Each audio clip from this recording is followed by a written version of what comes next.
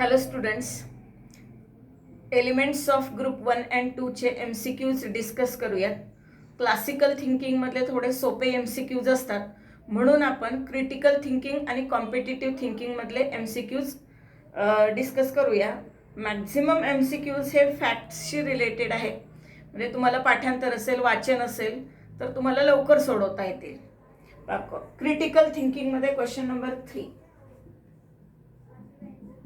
Critical thinking मधला question number 3. Which of the following statements concerning hydrogen, deuterium and tritium is not true? First, they are isotopes of each other. Correct statement है. They all contain same number of electrons. Number of protons same है, number of electrons same है, फक्त neutron ची संख्या वेगळी आहे. All they are radio तर हे इनकरेक्ट स्टेटमेंट आहे, नॉट ट्रू आहे. का? फक्त ट्रिटियम रेडिओ ॲक्टिव्ह आहे, बाकीचे दोन स्टेबल आहेत, सगळे रेडिओ ॲक्टिव्ह नाही. तर हेच इनकरेक्ट स्टेटमेंट आहे. Answer C. क्वेश्चन असं फोर्थ ऑप्शन पण आहे. There atomic mass number are in ratio of 1:2:3. ते करेक्ट आहे. नेक्स्ट आहे question number 5. In electrolysis of acidified water using platinum electrodes, dash is liberated at anode. Acidified water मध्ये H+ आणि OH- ions असतील. Acidified वॉटरमध्ये तुम्हाला anode वरचा product विचारला आहे. Anode is positively charged electrode. In case of electrolytic cell, when we pass electricity through acidified water, anode will be positively charged and oxidation of OH- ions will take place. There will be formation of water, oxygen gas and loss of electrons. इथे बघूया, तिथे oxygen 3 आहेत, इथे oxygen 3 ने balance करता येणार. आपल्याला hydrogen इथे 2 असल्यामुळे इथे इव्हन नंबरच बॅलन्स करावा लागेल. आपण याला 4 करूया, मग ऑक्सिजन 4 येण्यासाठी याला डबल करा. तर हे O2 चे 2 ऑक्सिजन आणि H2O चे 2 ऑक्सिजन 4 होतील, हायड्रोजन 4 होतील, ॲटम्स बॅलन्स होतील आणि 4 इलेक्ट्रॉन रिलीज करा. तर oxygen gas is released at anode. तर ऑक्सिजनला आपण O2 लिहितो, म्हणून ऑक्सिजनच्या ऐवजी तिथे डायऑक्सिजन असं ऑप्शन आहे, option C. Next question number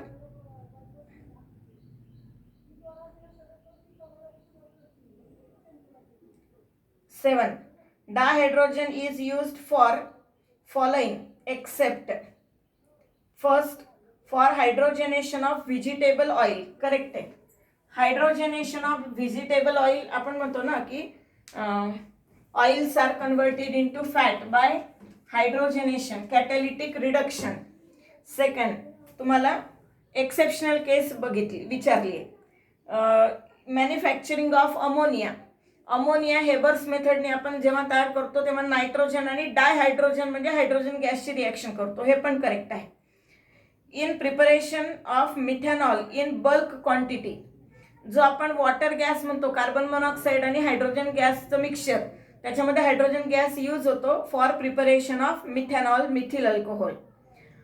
D, as tracers in study of reaction mechanism. ज्यावेळेला आपण एखादं रिॲक्शन मेकॅनिझम स्टडी करत असतो तेव्हा आपल्याला ट्रेसर म्हणून रेडिओ ॲक्टिव्ह सबस्टन्स लागत असतो आणि नॉर्मल हायड्रोजन रेडिओ ॲक्टिव्ह नाही, म्हणून डी हे ऑप्शन चुकीचं आहे, एक्सेप्शनल आहे, हे ॲप्लिकेबल नाही आहे. बाकी 3 ॲप्लिकेबल आहे. Next question number 9. Electronic configuration of potassium with respect to in nearest noble gas. पोटॅशियमचा ॲटॉमिक नंबर आहे 19, कॉन्फिगरेशन असेल 2881. नियरेस्ट इनर्ट गॅस असतो 18 अर्गॉन. ठीक आहे, 18 अर्गॉन. Potassium is member of 4th period and therefore its outer electronic configuration will start from 4s. एकच electron आहे 4s1. 18 argon 4s1. 18 argon 4s1 electronic configuration is C. Next question number 12. Alkaline earth metals.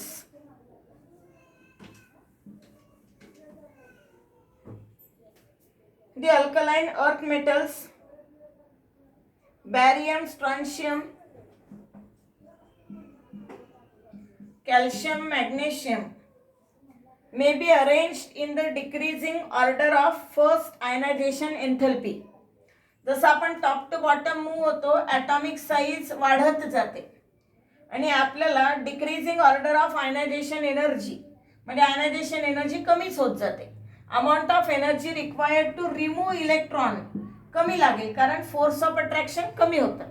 तर ionization potential decreases down the group. मग आता वरती कोण आहे? Beryllium, magnesium, calcium, strontium, बॅरियम.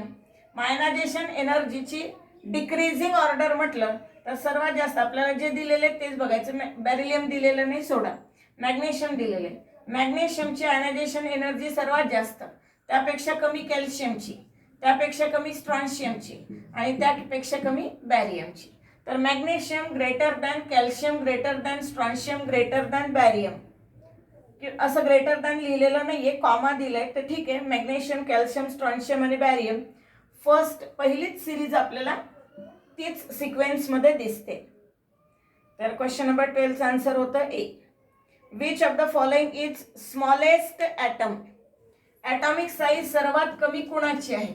तर आपल्याला माहिती आहे ॲटॉमिक साईज जर आपल्याला कमीत कमी बघायची असेल तर atomic size atomic size increases down the group while atomic size decreases towards right. मग तुम्हाला atomic size कशाची विचारलेली? which of the following have smallest atomic size? Sodium, त्याच्यानंतर येतो मॅग्नेशियम, सीझियम बराच खाली आहे आणि पोटॅशियम इथे आहे. मग आपल्याला कुठली पाहिजे? ॲटॉमिक साईज सर्वात छोटी पाहिजे तर राईट साईडला वरती पाहिजे. मग राईट साईडला वरती म्हणजे मॅग्नेशियम. तर आन्सर असेल B, 14B. Next question 16. Question number 16.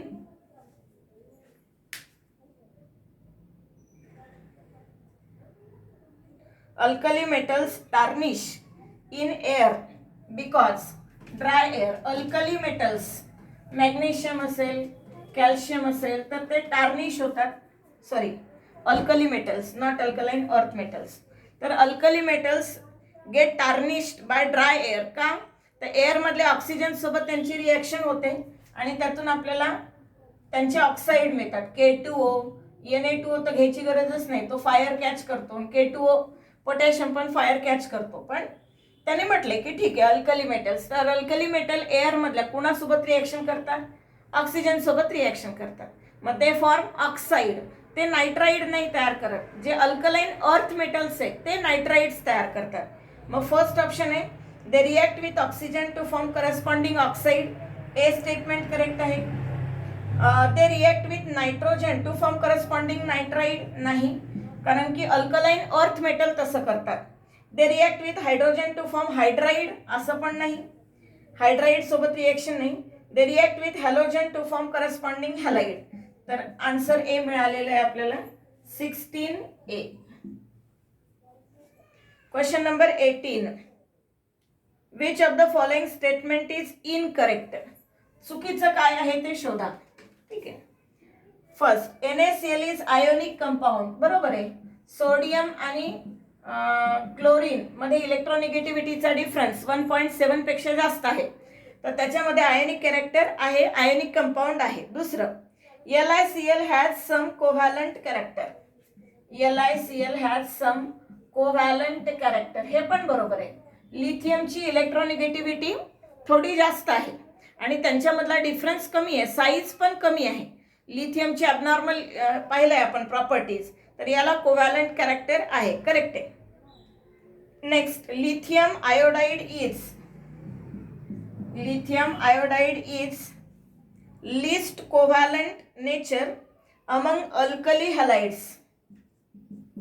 Alkali halides मध्ये हा लिस्ट कोव्हॅलंट आहे, कमीत कमी कोव्हॅलंट कॅरेक्टर आहे. कमीत कमी कोव्हॅलंट कॅरेक्टर आहे म्हणजे मोस्ट आयोनिक म्हणता येईल आपल्याला. आणि मोस्ट आयोनिक पॉसिबल आहे का? नाही. लिथियम कशाला लागेल? आयोनिक म्हटलं तर सिझियम कडे जायला पाहिजे. जसं लिथियम, सोडियम, पोटॅशियम, रुबिडियम, सिझियम आणि फ्रान्सियम. जसं आपण डाऊन द ग्रुप मूव्ह होणार, इलेक्ट्रो पॉझिटिव्ह कॅरेक्टर वाढतं म्हणजे आयोनिक कॅरेक्टर वाढतं. आणि तुम्हाला मोस्ट आयोनिक विचारल्यानंतर लिथियम असायलाच नको. मग लिथियम हा चुकीचं आहे. हे जे स्टेटमेंट आहे ते चुकीचं आहे. तुम्हाला इनकरेक्ट स्टेटमेंटच शोधायचं होतं. तर आन्सर आहे 18C. त्यांनी म्हटलंय की लिथियम हा लिस्ट कोव्हॅलंट आहे म्हणजे मॅक्झिमम आयोनिक आहे, पण तसं नाही आहे. उलट लिथियमचे जे कंपाऊंड्स असतील ते मोर कोव्हॅलंट असतात आणि लेस आयोनिक असतात, आयोडीन सोबत जरी असला तरी. नेक्स्ट आहे lithium react slowly with sodium, reacts vigorously with water. Lithium slowly reaction करतो, सोडियम व्हिगरसली रिॲक्शन करतो. हे करेक्ट आहे. सोडियम मेटलला आपल्याला एअर मध्ये ठेवता पण येत नाही, आपण केरोसिन मध्ये त्याला स्टोअर करतो. तर डी स्टेटमेंट करेक्ट होतं. सी वाला इनकरेक्ट आहे. आपण ऑलरेडी उत्तर लिहिलंय. Question number 21.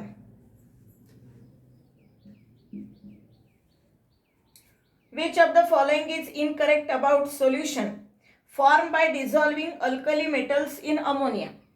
अल्कली मेटल्सला अमोनियामध्ये टाकलं तर आपल्याला अमोनिएटेड इलेक्ट्रॉन मिळतात. ते सोल्युशन पॅरामॅग्नेटिक असतं म्हणजे अनपेअर्ड इलेक्ट्रॉन आहे म्हणजे इलेक्ट्रिसिटी कंडक्ट करतं आणि डीप ब्ल्यू कलरेशन असतं. एवढी माहिती आपल्याला पुस्तकामध्ये आहे. मग first, it is paramagnetic in nature, correct आहे.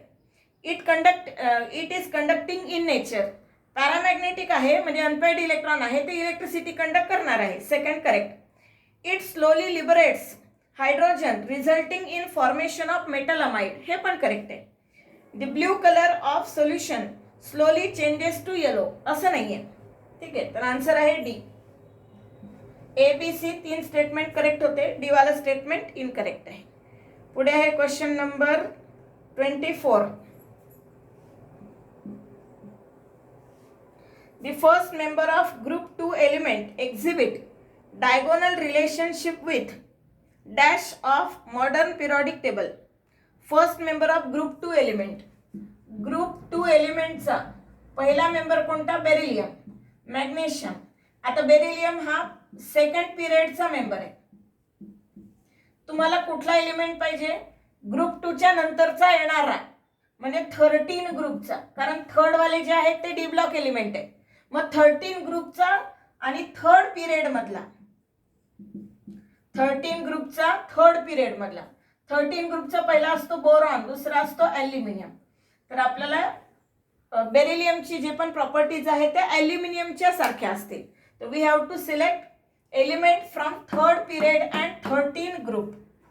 तर ऑप्शन आहे first member of third group, first member of third group. Third group तर नाहीच आहे, फर्स्ट मेंबर पण नाही आहे, कॅन्सल.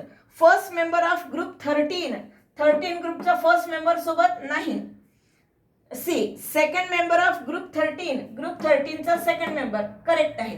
तर आन्सर असेल सी.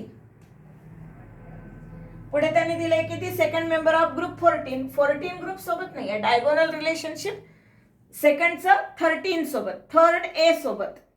ठीक आहे, next question number 26. Oxide of alkaline earth metals except beryllium are dash in nature. Magnesium oxide, calcium oxide हे काय असतात? Basic in nature. त्यांना पाण्यामध्ये डिझॉल्व केलं तर calcium hydroxide, MgOH taken twice, bases मिळतात. तर these are basic in nature. आणि बेरिलियम ऑक्साइड बद्दल काय सांगाल? It is amphoteric in nature. ॲल्युमिनियमचा पण ऑक्साइड आणि बेरिलियमचं पण ऑक्साइड एम्फोटेरिक नेचरचा असतो. तसंही त्यांनी एक्सेप्शनल सांगितलंय. तर they will be basic in nature. Answer is B. तुमच्या लक्षात येत असेल की मॅक्झिमम ही इन्फॉर्मेटिव्हच MCQज आहेत. Alloy of dash and dash is widely use in structural material of aircraft. ज्यांची डेन्सिटी कमी आहे असे मॅग्नेशियम अँड ॲल्युमिनियम. पाठांतराचा विषय आहे. एअरक्राफ्टचे पार्ट्स बनवण्यासाठी मॅग्नेशियम आणि ॲल्युमिनियम यूज केले जातात. तर magnesium and aluminium option is A. 28. Then next question number 31.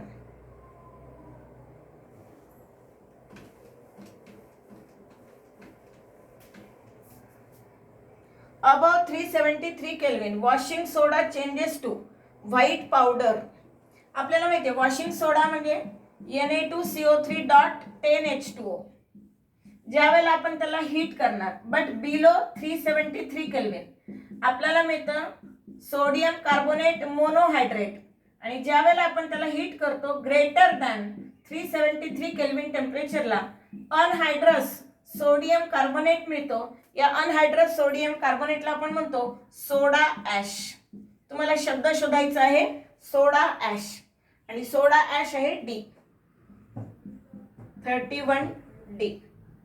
Next is question number 33. In Kastner-Kellner cell used for preparation of sodium carbonate act as anode dash act as anode. Actually Kastner-Kellner he G method आहे ही caustic सोडा sodium हायड्रॉक्साईडच्या प्रिपरेशनसाठी आहे, sodium कार्बोनेटसाठी नाही आहे, washing सोडासाठी नाही आहे, ती caustic सोडासाठी आहे. मग तिथे थोडं करेक्शन करून घ्यावं लागेल, सोडियम कार्बोनेटच्या ऐवजी sodium hydroxide. Dash act as a anode. आपल्याला माहिती आहे कॅथोड मध्ये मर्क्युरी असतो ज्याच्यावर सोडियम मेटल सोडियम अमलगम तयार करतो. तुम्हाला ॲनोड विचारलंय. ॲनोड हा पॉझिटिव्हली चार्ज इलेक्ट्रोड कार्बन पासून बनवलेला आहे, आणि कार्बन साठी इलेक्ट्रोड म्हणून आपण ग्रॅफाइट यूज करतो. मग कार्बन किंवा ग्रॅफाइट, तर आन्सर आहे ग्रॅफाइट रॉड. बाकी निकेल झिंक कॉपर दिलेले टू द पॉइंट, पाठ असेल तर उत्तर येईल. 33B. Question number 35. Which of the following methods of preparation of hydrogen peroxide is known as Merck's process? Merck's process हे पण पुन्हा पाठ पाहिजे. सोडियम पेरॉक्साईड पासून हायड्रोजन पेरॉक्साईड बनवण्याच्या मेथडला म्हणतात Merck's process. Sodium peroxide Na2O2 in ice cold sulphuric acid आपल्याला मिळतं H2O2 hydrogen peroxide plus Na2SO4. ही जी प्रोसेस आहे ह्या प्रोसेसला म्हणतात मर्क्स प्रोसेस. मग पहिलं रिएक्शन दिलेली BaO2 plus 8H2O plus H2SO4 नाही. बॅरियम पेरॉक्साईड पासून त्याला मेथडला नाव नाहीये. दुसरा आहे Na2O2 प्लस H2SO4 हेच आहे बी.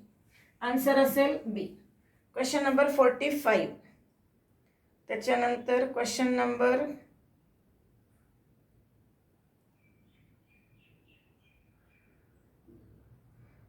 36.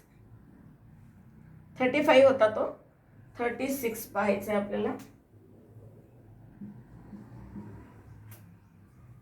Volume of oxygen liberated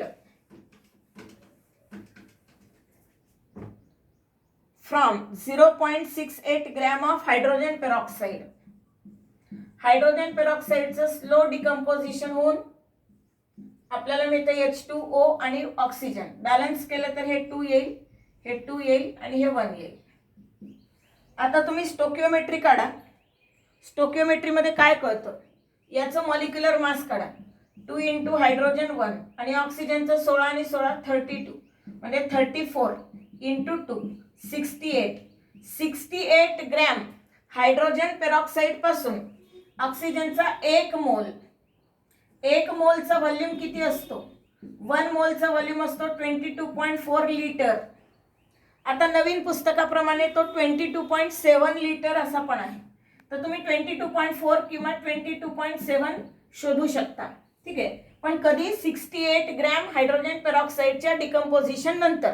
मग हा फरक का पडला, तर आधी आपण स्टँडर्ड प्रेशर 1 ॲटमॉस्फिअर घेत होतो, आता स्टँडर्ड प्रेशर 1 ॲटमॉस्फिअर नाही 1 बार घेतो, म्हणून तो फरक पडलाय.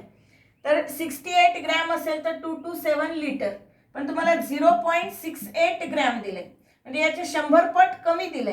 याची 100 पट कमी म्हणजे डिवायडेड बाय 100 0.227 लिटर किंवा 0.227 डेसिमीटर क्यूब ॲट STP. तर तुम्हाला उत्तर शोधायचं आहे 0.227 किंवा 0.224. कुठलं पण एक ऑप्शन शोधायचं. 0.224 किंवा 0.227 आणि त्यांनी 0.227 दिलेला आहे. आन्सर आहे बी. 36 नंतर question number 37. In which of the following reactions H2O2 act as a reducing agent? H2O2 हा रिड्युसिंग एजंट म्हणून कधी काम करेल? तर आधी पण आपण एकदा डिस्कस केलेला आहे. H2O2 ऑक्सिडायझिंग एजंट म्हणूनही काम करतो आणि रिड्युसिंग एजंट म्हणूनही काम करतो. जेव्हा H2O2 पासून तुम्हाला O2 मिळाला आणि H2O2 पासून तुम्हाला H2O किंवा H2 मिळाला, जर तुम्हाला H2O2 पासून O2 मिळाला म्हणजे हायड्रोजन गेला. हायड्रोजन गेला म्हणजे त्याचं रिमूव्हल ऑफ हायड्रोजन म्हणजे ऑक्सिडेशन झालं. ऑक्सिडेशन झालं म्हणजे तो रिड्युसिंग एजंट म्हणून काम करेल. H2O2 पासून H2O मिळाला म्हणजे एक ऑक्सिजन गेला किंवा नुसता H2 मिळाला, दोन ऑक्सिजन गेले. रिमूव्हल ऑफ ऑक्सिजन त्याला म्हणणार आपण रिडक्शन, आणि रिडक्शन जर झालं तर तो असेल ऑक्सिडायझिंग एजंट. तुम्हाला विचारले की which of the following reaction H2O2 act as reducing agent. मग रिड्युसिंग एजंट म्हणजे फायनल उत्तर काय असायला पाहिजे? O2. अशी रिएक्शन शोधायची ज्याच्या प्रोडक्टमध्ये आपल्याला उत्तर O2 मिळालं पाहिजे. मग प्रोडक्टमध्ये O2 मिळणारी एकमेव रिएक्शन आहे A. मग 37 चा आन्सर असेल A. Question number 40. Which of the following statements about lithium aluminium hydride is incorrect. Lithium aluminium hydride बद्दल आपल्याला जास्त काही माहिती नाहीये. हा, तो छान रिड्युसिंग एजंट आहे, खूप महाग असतो, पण जे काम दुसरे करू शकत नाही ते लिथियम ॲल्युमिनियम हायड्राइड पटकन करू शकतो. त्याला वॉटर सोबत किंवा वॉटर वेपर सोबत जास्त अट्रॅक्शन आहे, पटकन त्याची रिॲक्शन होऊन जाते. बघूया, तुम्हाला इनकरेक्ट स्टेटमेंट शोधायचं आहे. क्वेश्चन नंबर आहे 40 about lithium aluminium hydride. First, it is colourless solid. Correct आहे. फिजिकल प्रॉपर्टीज मध्ये दिलेले आहे टेक्स्टबुक मध्ये. It reacts violently with water even with atmospheric moisture. Correct. It is used as oxidising agent in organic synthesis. Oxidising agent नाही, famous reducing agent आहे तो. मग incorrect statement हेच आहे. It is source of hydride. Correct. Next आहे question number, competitive thinking सुरू होतं. Question number 1.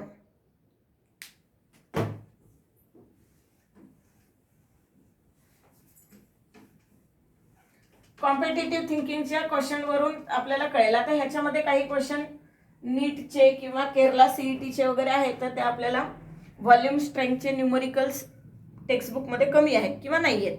ठीक आहे. पहा पुढे फर्स्ट कॉम्पिटिटिव्ह.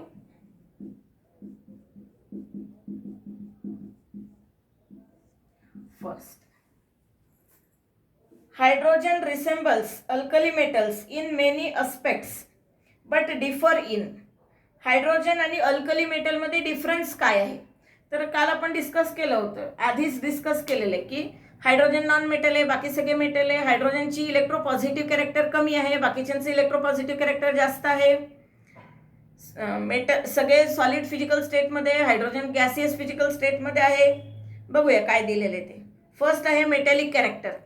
हेच उत्तर आहे, कारण हायड्रोजन नॉन मेटल आहे, बाकी सगळे मेटल्स आहे. दुसरं, ऑक्साईड फॉर्मेशन नाही, जसे बाकीचे ऑक्साईड तयार करतात Na2O, K2O, तसंच H2O, हायड्रोजन पण तशाच प्रकारचं ऑक्साईड तयार करतो. सल्फाइड फॉर्मेशन Na2S, K2S, तसंच हायड्रोजन पण H2S सिमिलर आहे, वेगळं नाही आहे.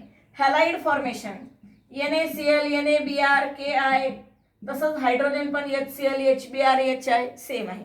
आणि उत्तर मिळालं आपल्याला A, metallic character. Hydrogen non metallic आहे, बाकीचे सगळे एलिमेंट्स मेटॅलिक आहे. Question number 3. Which of the following alkali metals has the lowest melting point. तर आपण पाहिलेलं आहे की लोएस्ट मेल्टिंग पॉइंट मध्ये सीझियम येतो. सीझियमचा मेल्टिंग पॉइंट खूप कमी आहे. अगदी त्याला असं आपण हातात घेतलं तर जसं तूप वितळतं तसं सीझियम वितळतो. पाठांतराचा विषय आहे caesium. Third D. Question number 5. The main oxide formed in combustion of lithium, sodium and potassium. Lithium, sodium, potassium. पुन्हा एकदा पाठच करायला लागेल.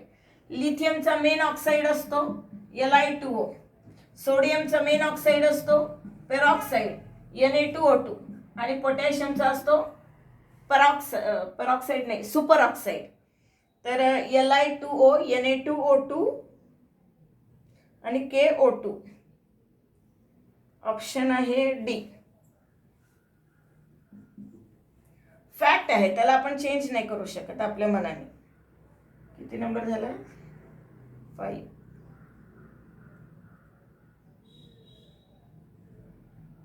पुढे question number 7. Which of the following alkali metal chloride form dihydrate salt easily? Dihydrate salt कुणाचा salt असा असतो? LiCl, lithium, LiCl, B. पाठच पाहिजे. Question number 9. Which among the following element of group 2 exhibit anomalous properties? Group 2 मधला पहिला element कोण? Beryllium. बेरिलियमच्या property इतर element पेक्षा वेगळ्या आहेत. आन्सर असेल beryllium, A. Question number 11. Which metal plays an important role in neuromuscular function, interneural transmission, cell membrane integrity and blood coagulation? तर कुठला असतो तो? Calcium. 11C. Next. In Castner Kellner cell the following work as cathode. Cathode कशाचा बनलेला असतो? मर्क्युरीचा. म्हणून तर Na+ ion इथे रिड्यूस होतो आणि मग सोडियम अमलगम तयार होतो. तर cathode is made up of mercury, A. 13. Question number 15. थोड़ा वेगळा क्वेश्चन आहे. 10 volume of hydrogen peroxide is about. 10 volume किती असेल? तर हे स्टँडर्ड रिलेशन आहे. 30% जो आहे तो 100 व्हॉल्यूम आहे. तुम्हाला 10 व्हॉल्यूम विचारले म्हणजे 1/10 आहे, तर हा 1/10 मध्ये किती असेल? 3%. मग 3% आन्सर आहे बी. Question number 16. सगळ्या फॅक्ट्सचे क्वेश्चन असल्यामुळे एक्सप्लेनेशनची गरज नाही. डायरेक्ट जे विचारलं ते माहिती असलं पाहिजे, पाठ असलं पाहिजे. नेक्स्ट आहे the approximate mass of H2O2 present in 200 millilitre of 100 volume H2O2 in gram. पहा 100 व्हॉल्यूम वाला किती असतो? 30%. 30% म्हणजे 100 मिलीलीटर मध्ये 30 ग्रॅम. तुम्हाला 100 व्हॉल्यूमच दिलेला आहे, पण तो व्हॉल्यूम म्हणजे व्हॉल्यूम स्ट्रेंथ 100 दिलेली आहे, पण तुम्हाला 100 मिलीलीटर दिलेला नाही, तो 200 मिलीलीटर दिलेला आहे. मग 200 मिलीलीटर दिलेला आहे, 100 मध्ये किती असतं? 30. मग 200 मध्ये किती असेल? दुप्पट, 60. आन्सर असेल 60 gram, C.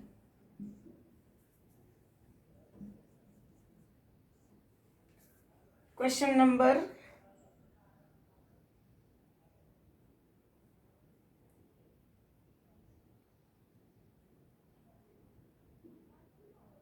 19.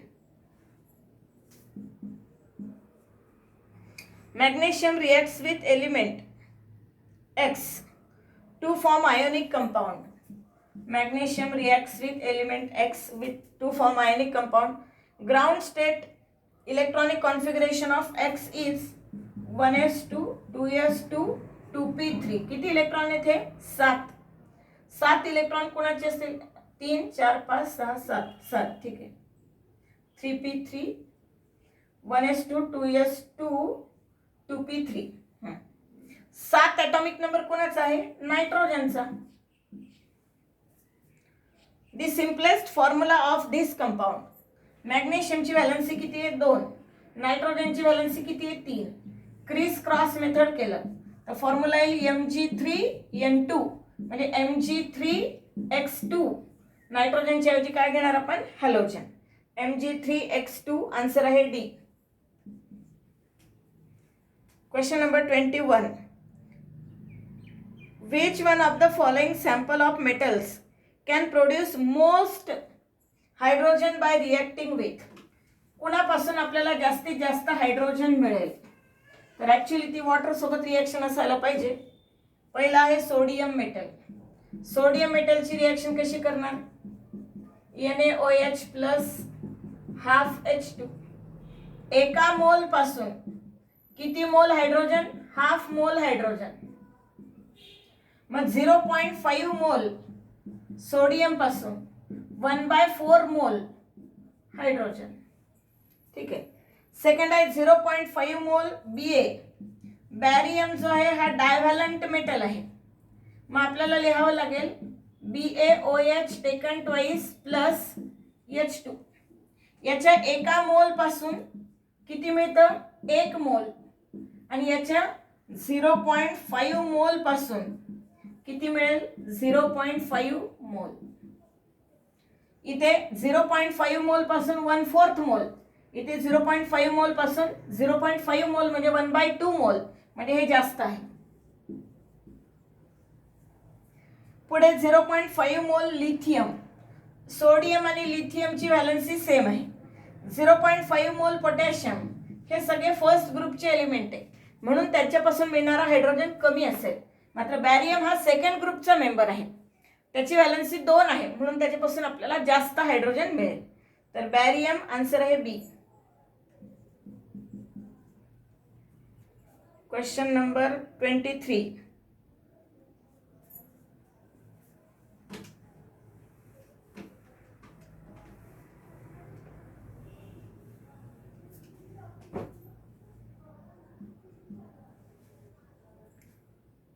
H2O2 plus ozone.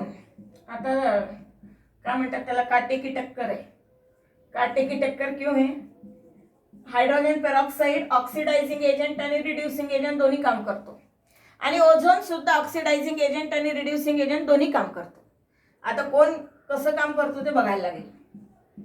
पहिली रिएक्शन दिलेली आहे. दुसरी reaction Ag2O gives 2Ag plus H2O plus O2. आता बघा, हायड्रोजन पेरॉक्साइडची कंपॅरिझन आपण वॉटर सोबत पण करू शकतो आणि ऑक्सिजन सोबत पण करू शकतो. हायड्रोजन पेरॉक्साइडची कंपॅरिझन आपण वॉटर सोबत पण करू शकतो, ऑक्सिजन सोबत पण करू शकतो. जर आपण वॉटर सोबत रिएक्शन केली म्हणजे कंपॅरिझन केली तर एक ऑक्सिजन कमी झालाय म्हणजे रिडक्शन झालंय. याचं रिडक्शन झालं म्हणजे हा कोण असेल? Oxidizing agent. हा असेल ऑक्सिडायझिंग एजंट.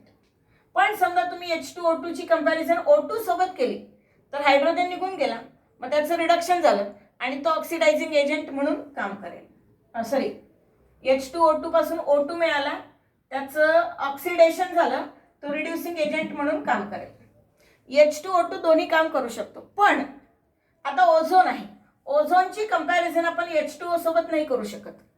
ओझोनची कंपॅरिझन आपल्याला O2 सोबतच करावी लागेल आणि H2O2 चं रूपांतर H2O मध्येच करावं लागेल, कन्सिडर करावं लागेल. ओझोनच्या 3 ॲटम पैकी एक तर गेला, O2 मिळाला. ठीक आहे ना? म्हणून आता ओझोनचा O2 झाला म्हणजे त्याचा ऑक्सिजन कमी झाला, म्हणजे याचं रिडक्शन झालं, म्हणजे याचं रिडक्शन झालं. रिडक्शन झालं म्हणजे हा ऑक्सिडायझिंग एजंट असेल. ठीक आहे. एक काम करू, ओझोनला थोडंसं बाजूला ठेवूया. H2O2, तुम्हाला या दोघांची कंपॅरिझन करून घ्या. H2O2 मधनं H2O तयार झाला, ऑक्सिजन गेला म्हणजे रिमूव्हल ऑफ ऑक्सिजन म्हणजे रिडक्शन झालं. रिमूव्हल ऑफ ऑक्सिजन, रिडक्शन झालं. ओके, तो रिडक्शन आहे म्हणजे ऑक्सिडायझिंग एजंट आहे. आता बघा, O3 मध्ये कसं असतं, जर त्यांनी एक ऑक्सिजन काढून टाकला तर हे झालं रिडक्शन. पण त्यांनी समजा एक ऑक्सिजन घेतला तर हे झालं ऑक्सिडेशन. नेमकं आपल्याला ओझोन आणि O2 बद्दल काही सांगता येत नाही. रिडक्शन होऊनही O2 मिळतं आणि ऑक्सिडेशन होऊनही O2 मिळतं. म्हणून ओझोनच्या बद्दल थोडासा विचार बाजूला ठेवा. हायड्रोजन पेरॉक्साइड आणि वॉटरचीच कंपॅरिझन करा. आणि दुसऱ्या रिएक्शन मध्ये तर सोपं आहे. इथे H2O2 पासून H2O2 पासून H2O आणि O2 पण मिळाला. ठीक आहे. आता Ag2O पासून Ag मिळाला.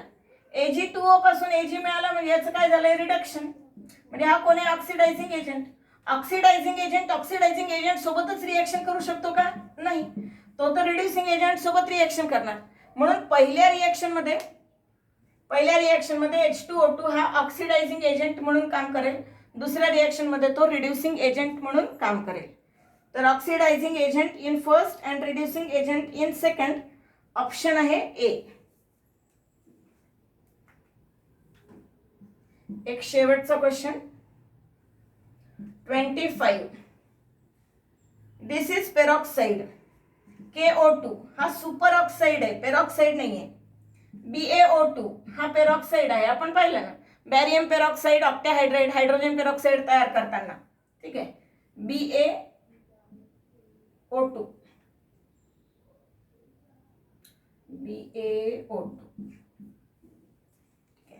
तो पेरॉक्साइड आहे. MnO2 NO2 नाहीये, तर BaO2 आन्सर आहे बी. आणि तसे आपण हायड्रोजन पेरॉक्साइडचं प्रिपरेशन फ्रॉम बॅरियम पेरॉक्साइड आणि सोडियम पेरॉक्साइड मध्ये पाहिलेलं होतं. तर BaO2 हा फॉर्म्युला बॅरियम पेरॉक्साइडचाच आहे.